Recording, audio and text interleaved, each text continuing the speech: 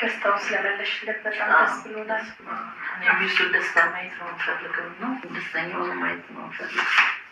እኔ ከተራል እዚህ ጋር ወይ ላን ውስጥ ጋውት ውስጥ ገባና አስተካክለው እኔ ቀደማችሁ ከመቼ ያገኛት ነው የለኝም ብለህ አሁን በቀደም አሁን አለ ብለህ አንተ ሳምንት ሽሩ ጉድ እያደረገ አሁን ዳት ምንድን ነው የምትደነባበረው? አፍሩት ማምጣት አቅርብላቸው። እኛው ተጠቅመን የመጣ ነው ናቸው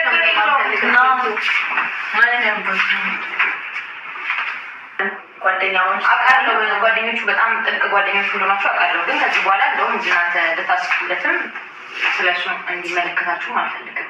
ጭራሽ ማስብለትም ስለኔ ማሰብም ያለቀ ነገር አለ።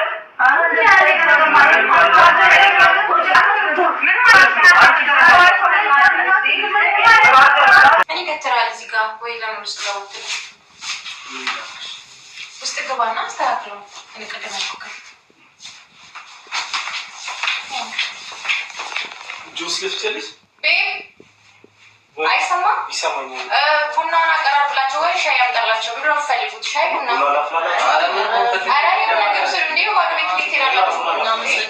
የሆነ ነገር አምጣላቸው። ችግር የለውም። ይዘህላቸው ና ችግር የለውም።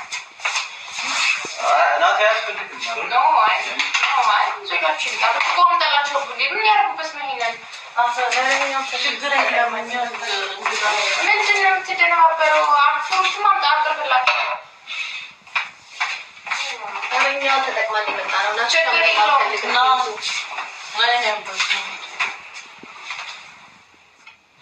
ችግር እኮ ነው። ወንዶች ግን ምን በቃ ስራ ምናምን አይችሉም። ብታይ ለምን እንደሆነ አላውቅም። እኔ እኮ እሰራለሁ ጎበዝ ነኝ። ያ እንግዳ ሲመጣ እንደዚህ ነው የምትለው? ምን ሆነህ ነው? አይ እንደ እንግዳ አይደለም እኛ እሺ ችግር የለውም ነው እና ተቻላችሁ ጓደኞቼም ሲመጡ በቃ እንደዚህ ነው ብታይ ችግር የለውም ተጫወቱ። እሺ በላችሁ ብሎ ነገር ሰላላችሁ ካምላ በቃ በላ ሂድ በቃ ውስጥ ቁጭ በል ያዋቸው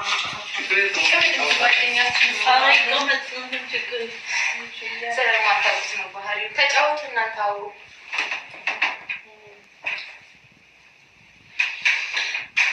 እየበላችሁ የሆነ ነገር ሰሉ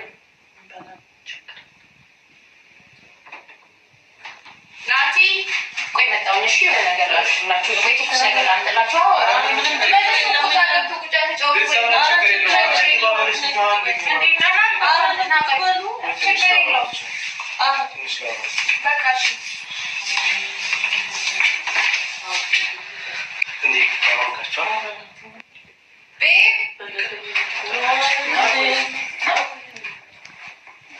የቱ ጋር ነበር ያረጀው?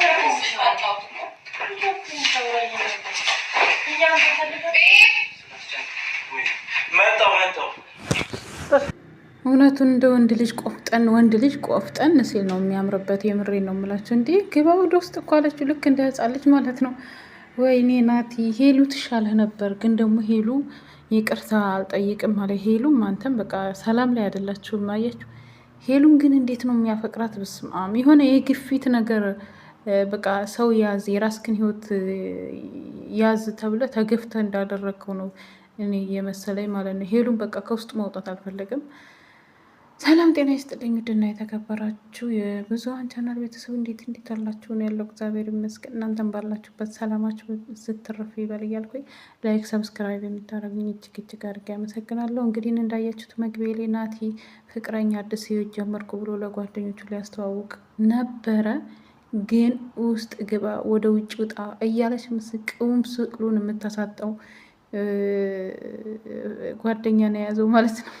እንደነገርኳችሁ ባለፈው ልደቱን ሲያከብር በጣም ለምን ወደ ራስ ተመለስክ? እሷ የራሷን ህይወት እኮ እያመቻችን ምናምን ብለውት ነበር፣ ግን ከውስጡ ሊያወጣት አልቻለም። ሄሉም ማለት ነው በንዴት እንግዲህ እሳት የላሳት ናት የያዛት ጓደኛ ማለት ነው። ጓደኞቹን ኩላ ገለማምጣ ነው የላከቻችሁ ማለት ነው። እና ውድ ቤተሰቦቼ ከእንደዚህ አይነት እግዚአብሔር የጠበቃችሁ እያልኩኝ ግን ናቲ በጣም ነው የሚያሳዝነኝ። የእውነት እንነጋገር ከተባለ የምሬን ፍቅር ነው እንደዚህ ነው እንዴ?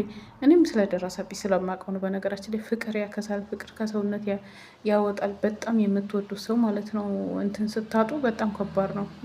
ከናሄ ጋር ደግሞ ናሄና ሄሉ ብዙዎቻችሁ ካወቃችሁ እኔ ፍቅር ሲጠይቃ ጀምሮ ነው የማውቃቸው እና ገና ከመጀመሪያው ሀብሎ ነው የማውቃቸውና ናቲና ሄሉን ብዙ አመት ከ3 አመት ወራ 2 አመት በላይ ቆይተዋል እና እንደዛ ሆነው ሲለያዩ ያሳዝናል።